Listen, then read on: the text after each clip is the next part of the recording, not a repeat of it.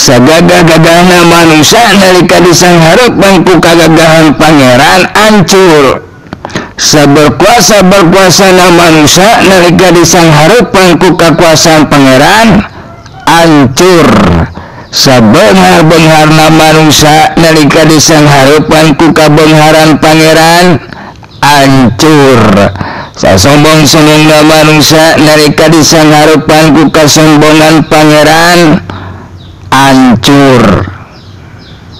Tapi sabab gitu orang kudu sadar yen ieu diri teh jeung sadaya perkara jeung sadaya persoalan jeung sadaya manusia nu kudu disanghareupan ku urang masing-masing dina ieu kahirupan dunya eta teh kabeh ge makhluk. Ari makhluk nyaeta nu dijadikeun ku pangeran. Ari nu dijadikeun ku pangeran di antara fitrahna nyaeta butuh kanu ngajadikeunana. Jeung istilah ilmu tauhid disebut ibtikor.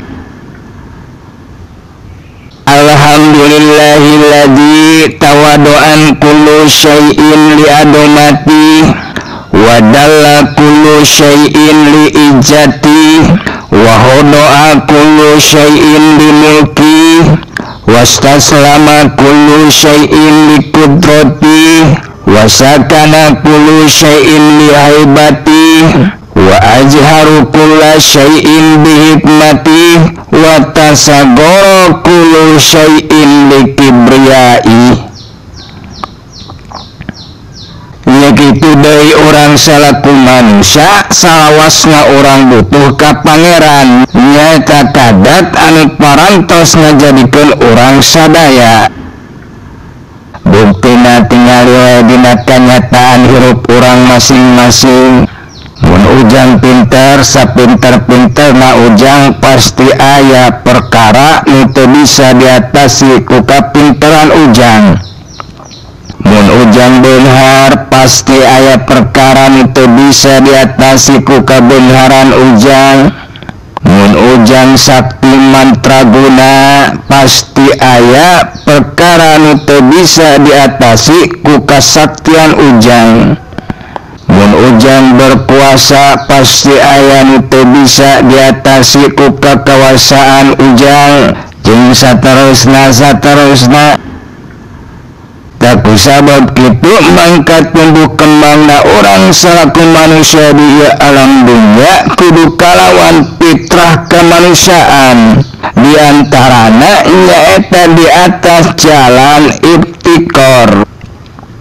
Artina orang kudu hirup di atas kasadaran yen salawasna orang teu butuh ka Gusti Allah.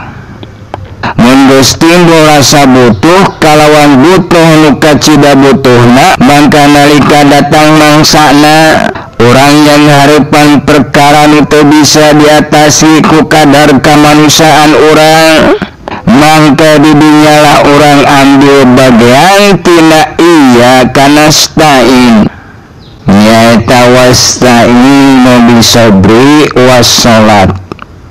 Tong datang menghadap ka dukun, datang menghadap ka Gusti Allah kalawan hati anu sobar, adegkeun salat, rumah sakit sakabeh dosa jeung kalemahan diri, angkat dua leungeunna doa ka Gusti Allah. Masa kitu tara. Naon artina ngangkat dua leungeun nalika ujang karena doa? Menjauh hiji perkara teh kudu jeung ilmuna tuh. Ilmu ge pangloba rupana aya ilmu isyarat, aya ilmu alamat, aya ilmu muhabaran, aya ilmu mukasafah jeung saterusna. Tanangkat dua leungeun mah eta bijilna tina ilmu isyarah. Eta teh mangrupakeun isyarat kana genep makna. Ari ngangkat dua leungeun nalika ujang ngadoa kahiji bimakna at-tauhid, artina la ilaha illallah la matluba illallah. Kedua bimakna isti'anah, hadina wa kafa billahi wakila.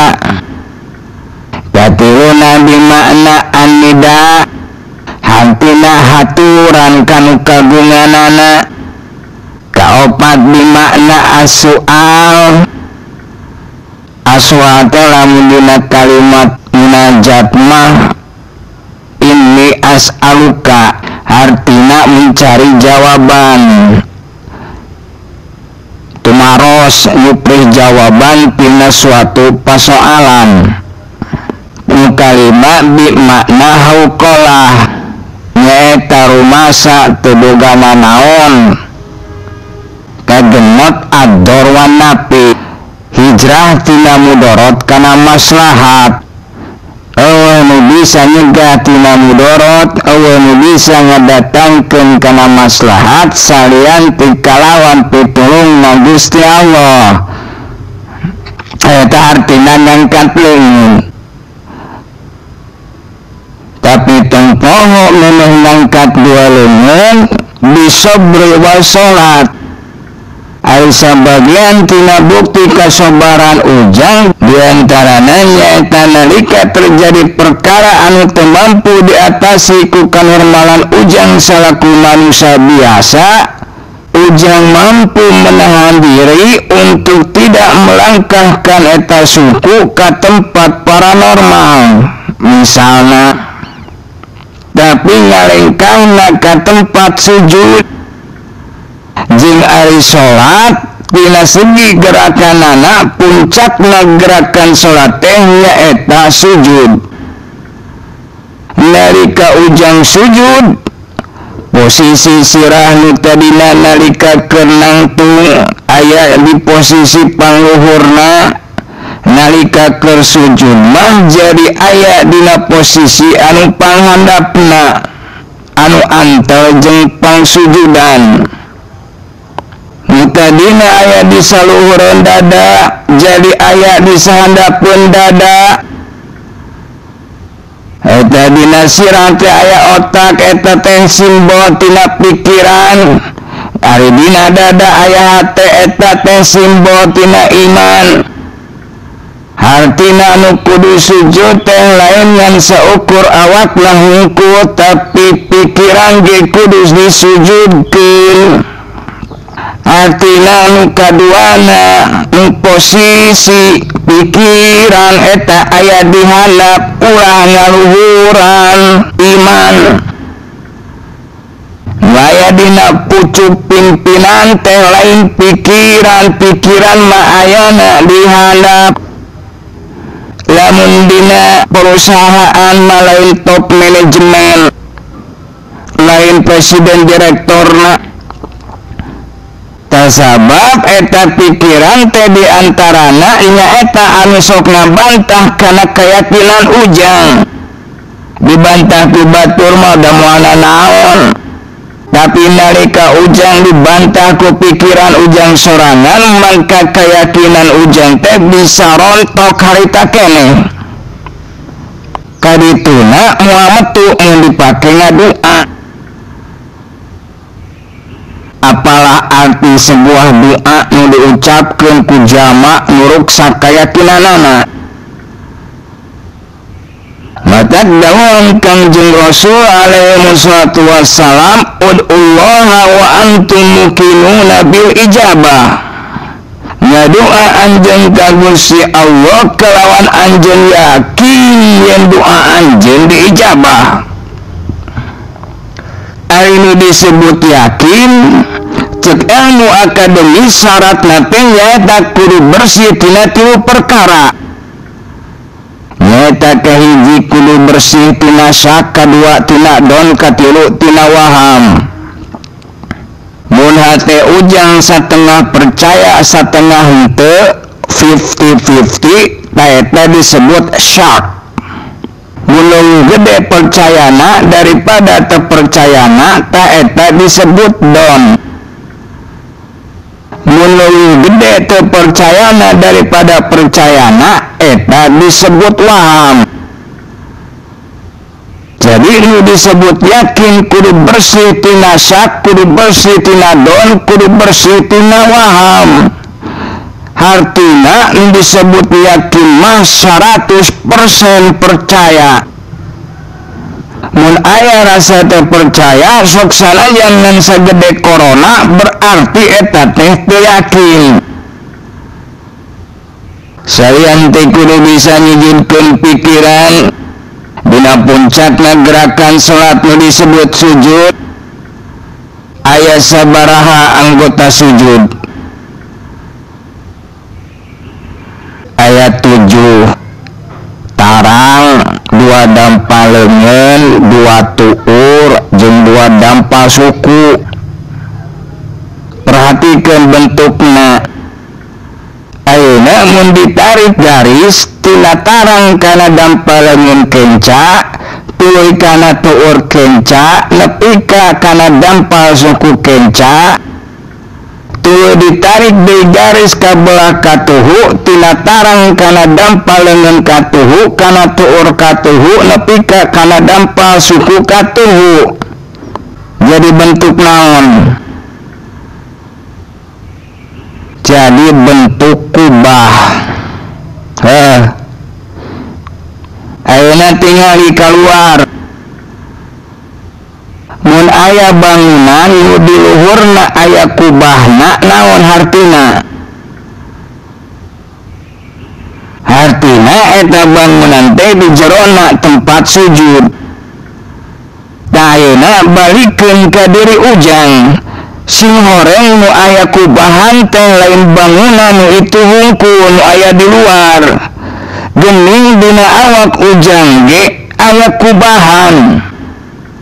Awak ujang teh ibarat bangunan anu aya kubahan. Hartina di jerona ge aya tempat sujud. Atuh mun kitu mah anu sujud teh ulangan awakna hungkul, nu di jero ge kudu ngilu sujud atuh euy. Nu di luar sujudna di luar, nu di jero sujudna di jero. Tameme salat aya wudu, di antara syarat sahna wudu teh caina kudu cai mutlak. Cirina kahiji teu berbau, kadua teu robah warnana, katilu suci jeung nyucikeun. Eta jangan wuduan dohir. Ari cai dohir bisa dipake ngawuduan anu batin.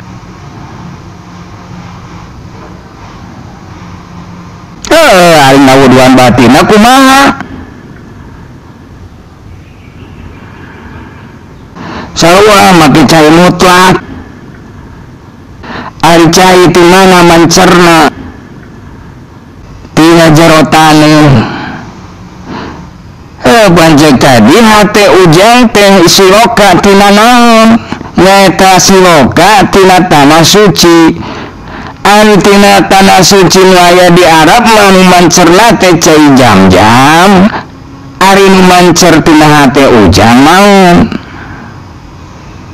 Di antarana nyaeta qasad atawa niat. Innamal a'malu binniyat wa innamal likulli imri'in ma nawa. Ari amal gumantung kana niatna. Setiap orang mendapatkan sesuai dengan apa yang diniatkan. Hatina mun dina urusan wudu mun niatna dohir wungkul atuh nu kakumbahna ge ngan dohir wungkul. Sedengkeun mun niatna dohir batin tah batin ge bakal ngilu kakumbah.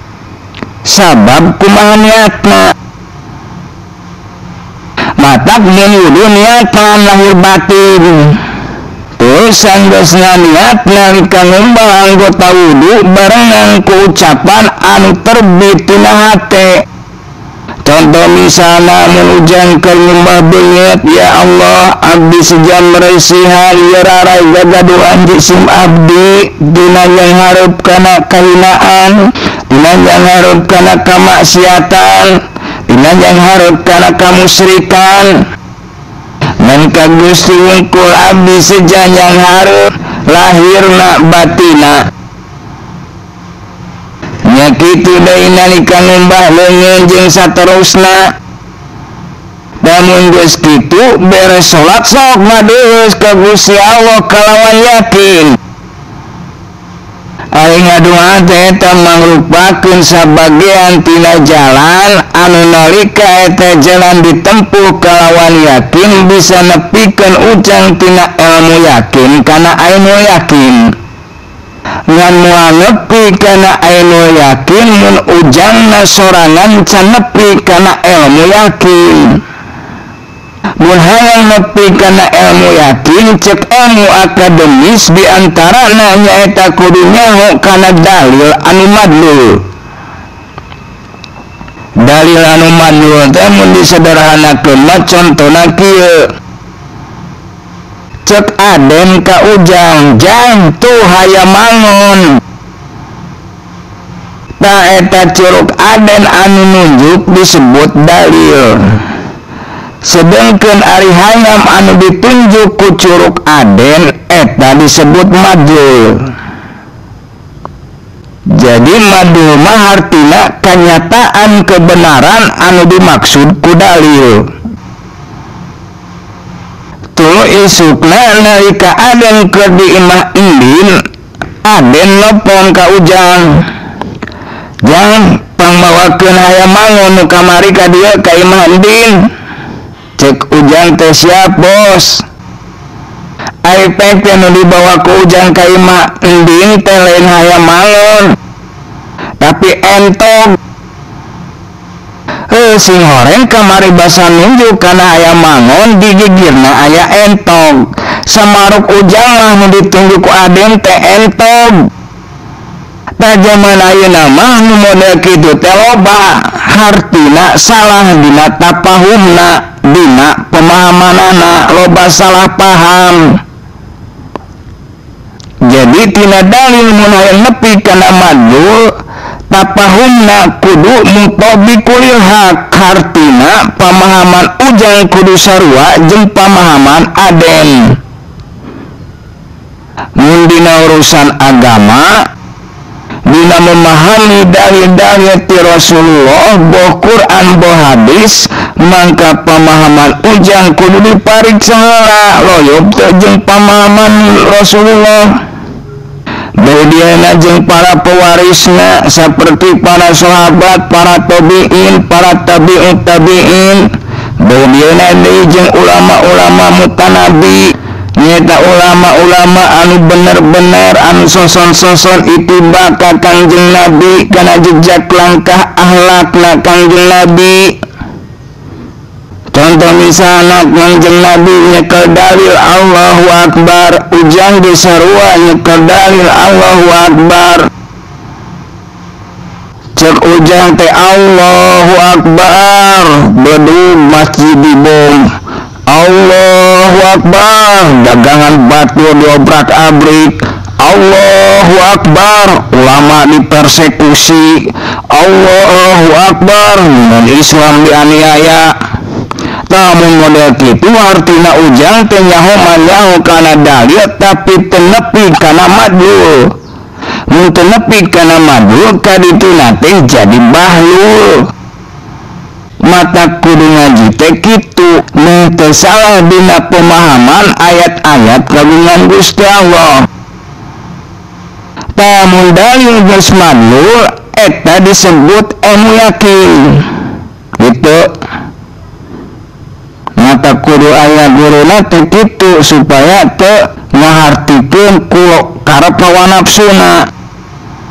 Jadi toloyob ayat nama sarwa tapi pemahamanana teu sarwa jeung sumberna jeung aslina.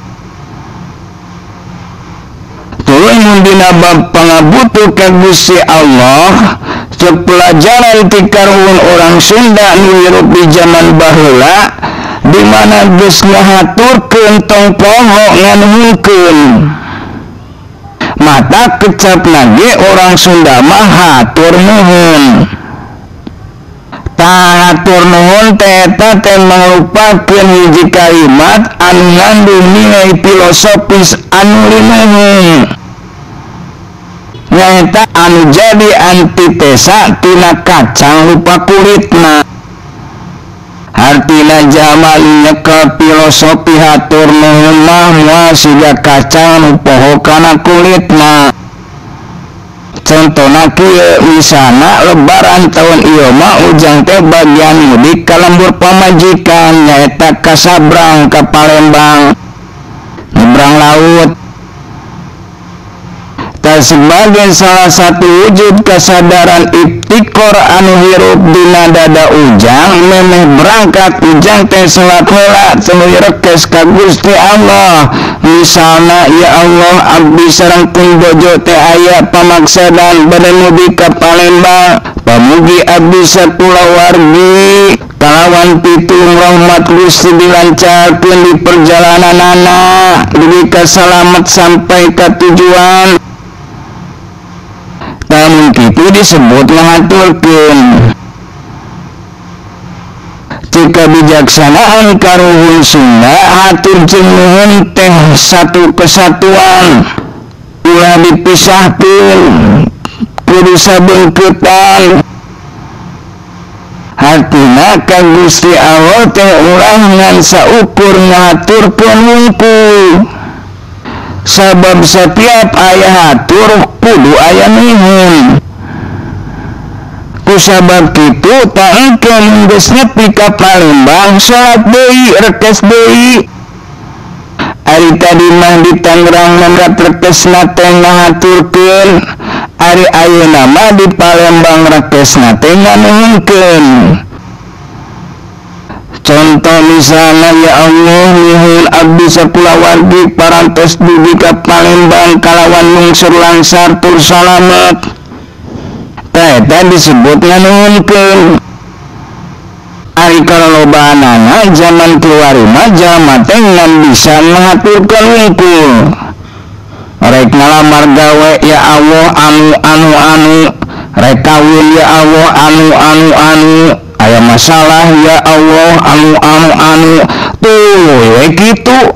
Ari geus ditarima mah gawe, ari geus jadi mah kawin, ari geus rengse mah masalah hare-hare we teh eling deui ka Allah. Elingna teh ngan sametkeun aya pangabutuh wungkul. Ayan kitu istighfar. Mata orang Sunda mah kudu nyaho kana filosofi hatur nuhun. Gagah nuhun jeung aya filosofina. Tawing geus nyaho pek pake. Eta sebagian tina adab kehambaan nu timbul tina kasadaran ibtikor nu aya dina tingkatan permulaan. Kadituna mangke sairing jeung tumbuh berkembangna ilmu jeung pemahaman jeung pangabdian tege ningkat kana kasadaran anu leuwih luhur. Puncakna saperti kasadaran anak Kangjeng Nabi Ibrahim. Nyaeta nalika rek diduruk harita teh malaikat Jibril teh datang ka Kangjeng Nabi Ibrahim teh nawarkeun pitulung. Hampura beliau ari kana pitulung mah kuring teh butuh ngan lain ti ente. Rek nuhun kumaha kudu ente sorangan ge ngabutuhkeun kana pitulung. Ente mah lain pemilik pitulung sarua jeung kuring ente mangan saukur okra. Tadinya masyhur ucapan Kangjeng Nabi Ibrahim anu mencerminkan kesadaran katawakalan anu sajati. Dawuhan Kangjeng Nabi Ibrahim alaihi salam, hasbi min su'ali ilmuhu billahi